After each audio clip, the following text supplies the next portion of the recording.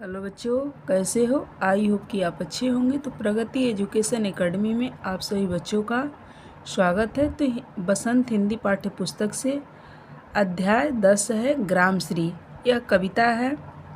किसका है कविता? सुमित्रा नंदन पंत जी का है। तो देखिए, ग्रामश्री कविता है। तो इसका पाठ परिचय क्या दिया है? प्रस्तुत कविता में पंत जी गाँव की हरियाली तथा हरे भरे पेड़ के विषय में जानकारी दी है। देखिए, इस कविता में मेरे साथ पढ़ना सीखिए और पढ़ने के साथ साथ अर्थ को भी समझिए, ताकि आप पढ़े तो अर्थ खुद निकाल सकें। तो चलिए मेरे साथ ससर वाचन करिए और अर्थ को भी जानिए। फैली खेतों में दूर तलक मखमल सी कोमल हरियाली, लिपटी जिससे रवि की किरणें चांदी की सी उजली जाली। तो देखिए, इस कविता में सुमित्रा नंदन पंत जी कहते हैं कि गांव के खेतों की जो सौंदर्य का चित्रण किया गया है, यदि आप गांव में रहते हो या नहीं रहते हो, पर आपने इतना तो ज़रूर जानते होंगे कि बसों में, ट्रेन से, गाड़ियों में सफ़र किया होगा तो आपने गांव और खेतों की सुंदरता, नैसर्गिक सुंदरता को ज़रूर निहारा होगा, देखा होगा। तो हरियाली के हरे भरे चीज़ को बताते हैं।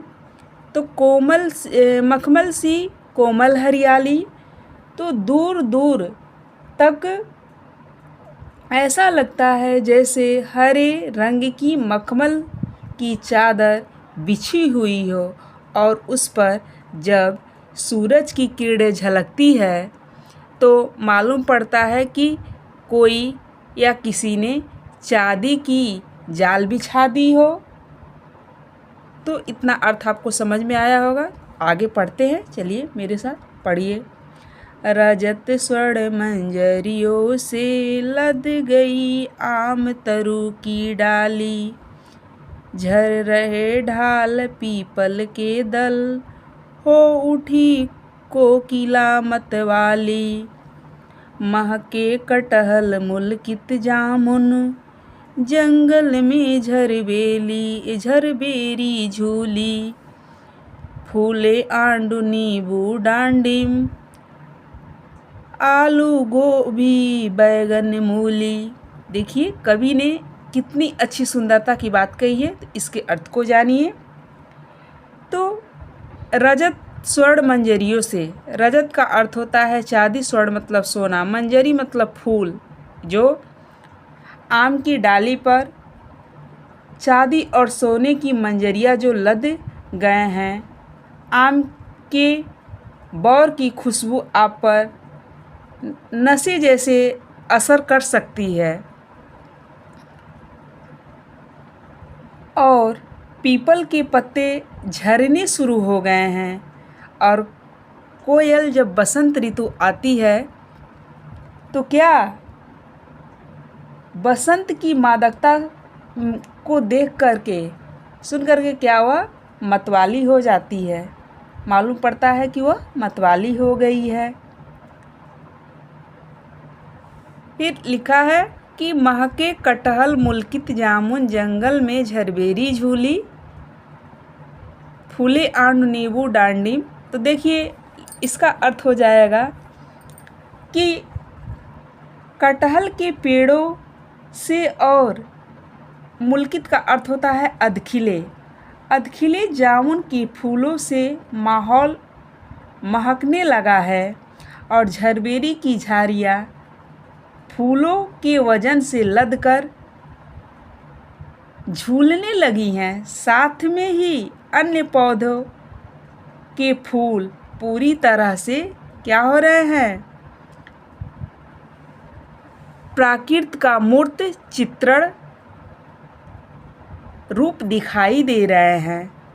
जैसे आपका दिया ही है कि नींबू का हो गया, पेड़ आपका अनार का हो गया, गोभी है, बैगन है, टमाटर है, ये सब क्या है?